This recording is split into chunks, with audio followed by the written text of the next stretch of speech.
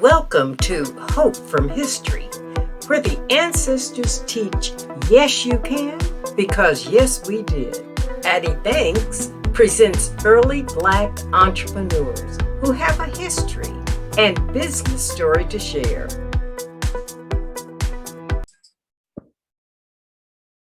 Hello, this is Addie Banks, and welcome to Hope from History, early Black entrepreneurs. We share the truth about Black American history. We focus on successful Black entrepreneurs to inspire and inform. I always say that if all you know about Black history is slavery and Jim Crow, you don't know Black history.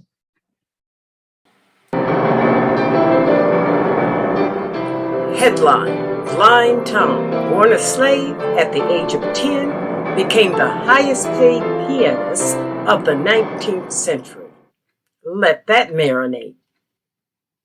Blind Tom was the first Black man to perform at the White House.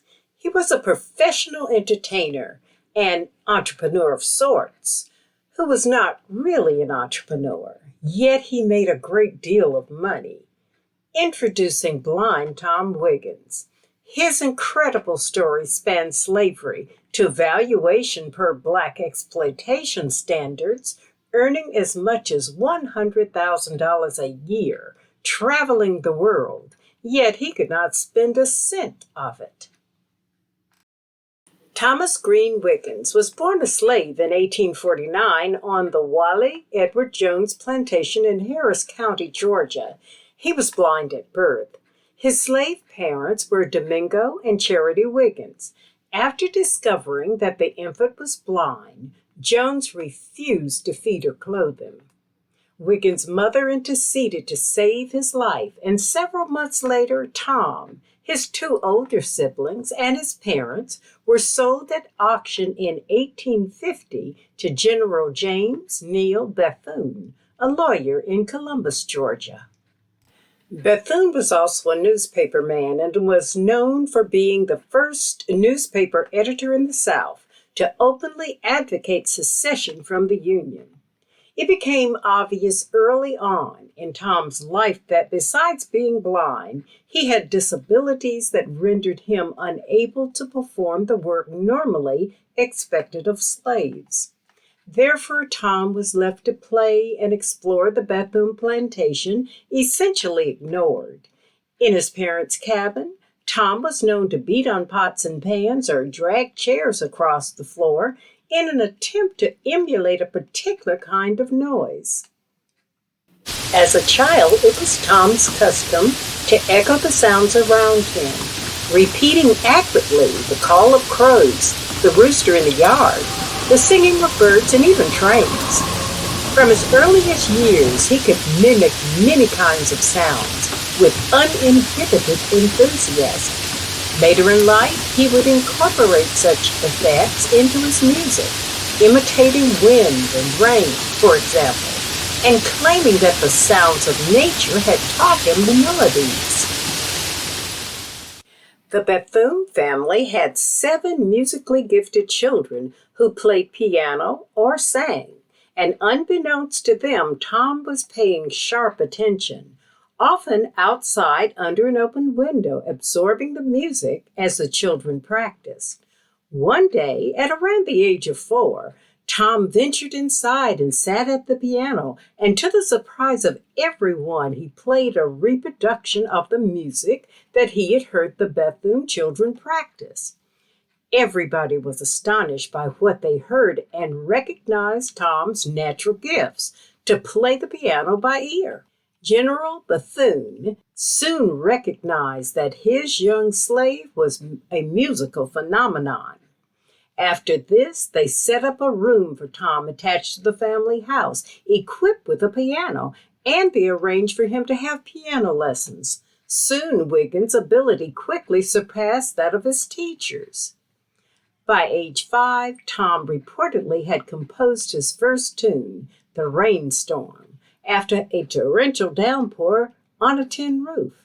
General Bethune saw the potential for financial rewards from promoting a slave like Tom. Tom had another noticeable skill. By the age of 4, Tom was able to repeat conversations up to 10 minutes in length from memory. However, there was no evidence that Tom was aware of the meaning of anything he was told or what he could repeat. At that time, he was barely able to articulate his own needs, often communicating with grunts and gestures.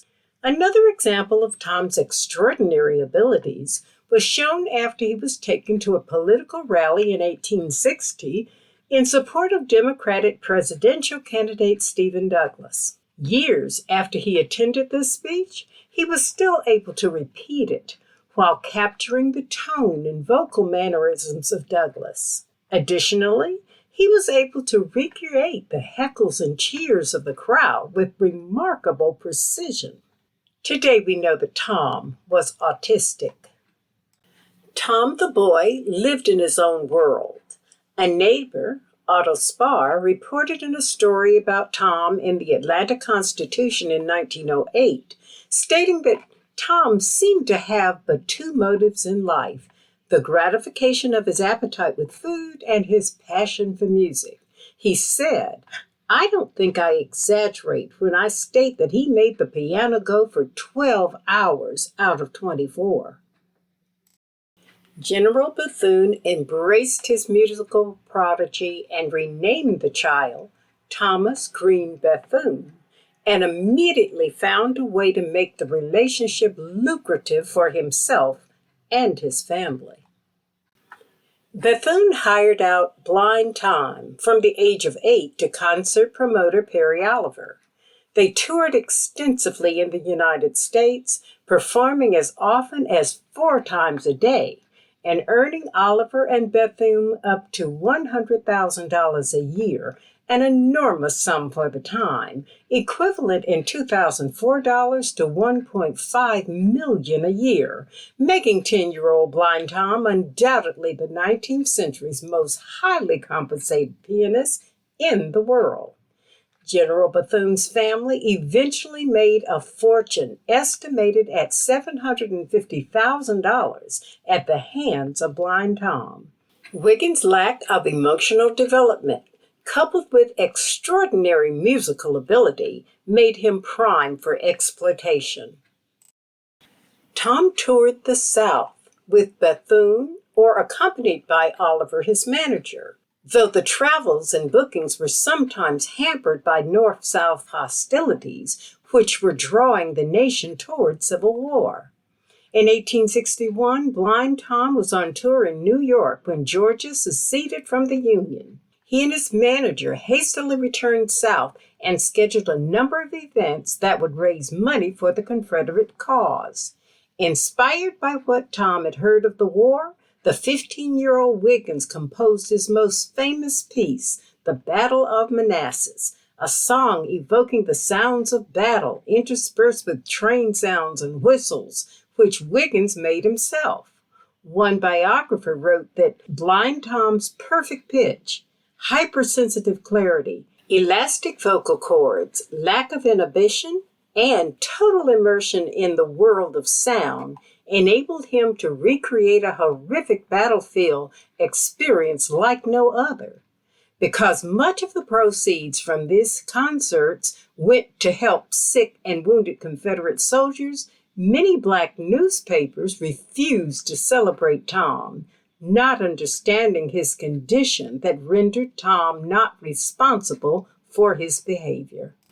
As noted earlier, Tom made history when, on the invitation of President James Buchanan, Blind Tom Wiggins performed in the White House in 1860, making him the first black person to give a command performance there.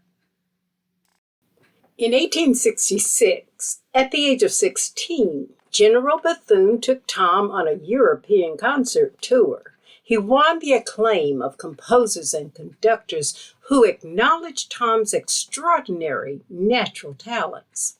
By 1868, Tom and the Bethune family lived on a Virginia farm during the summer.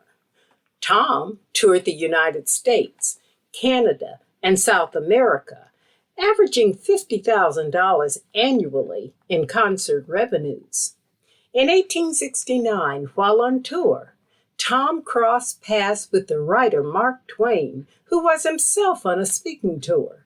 Twain was so enthralled with Wiggins' remarkable abilities that he attended 3 performances in a row. He called Tom an angel with a talent that could only come from supernatural forces.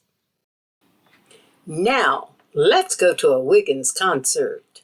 The stage is ready for him to do what he loves, play the piano and entertain the crowd.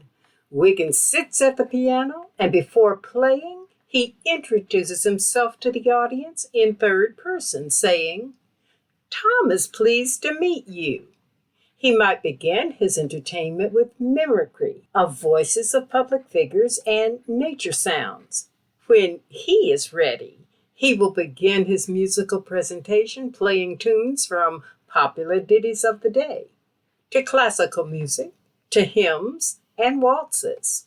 Consider a concert performed in 1862 that was attended by a North Carolina soldier. He reported one of Tom's most remarkable feats was the performance of 3 pieces of music at once. He played Fisher's Hornpipe with one hand and Yankee Doodle with the other, and sang Dixie all at once. Music in different keys, and then he played a piece with his back to the piano and his hands inverted. Wow! A special feature of Blind Tom's concerts was the accurate replaying of a tune just played by another. Tom was so accurate at this that audiences became skeptics, demanding verification of his skill. Some were convinced that Tom's replications were mere trickery, so his managers came up with the audience challenge as a regular feature of his concerts. Tom would listen to 2 new uncirculated compositions played before the audience. His challenge was to replicate them. While they played, Tom would listen, sometimes wiggling his hands and making one-footed leaps in the air, sometimes naming each note as it was played. Then he retook the piano and played the piece back exactly as he has heard it, flaws and all. General Bethune hired professional musicians to work with Tom to prepare him for concert performances. Tom was able to faithfully replicate their music, often after a single listening.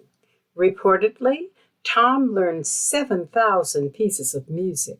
A Washington Post article in 1886 recounts a story told by Joseph Posnanski, one of Tom's practice coaches. "We had 2 pianos in one room. I would play for him, and he would get up, walk around, stand on one foot, pull his hair, knock his head against the wall, sit down, and play a very good imitation of what I had played, with additions to it. His memory was incredible. He never forgot anything."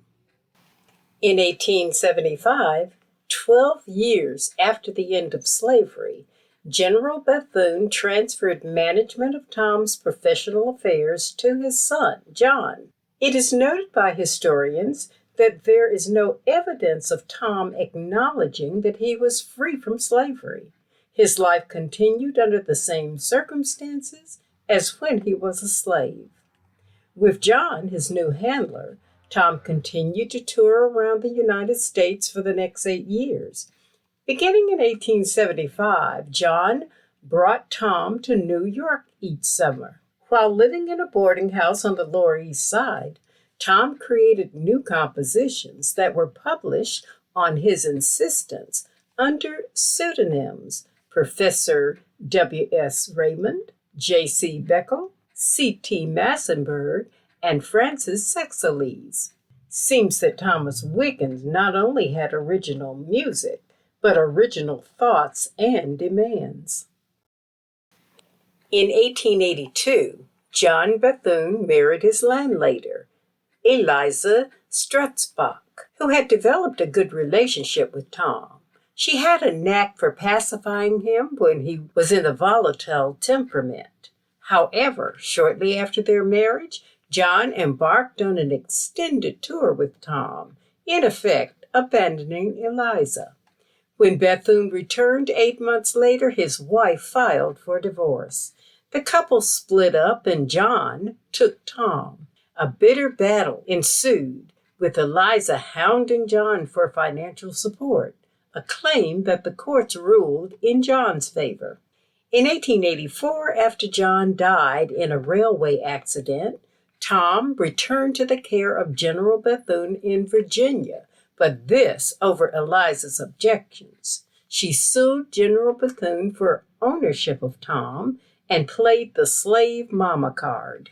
Eliza contacted John's elderly mother, Charity, and convinced her to sign over all rights to Tom, promising to share earnings once they won custody. Charity moved to New York for years during the protracted custody battle in several courts.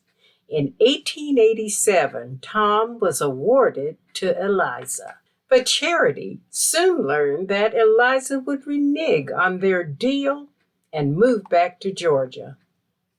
Tom continued performing and touring for a number of years under the management of Eliza and her custody attorney turned husband, Albright Lurchie.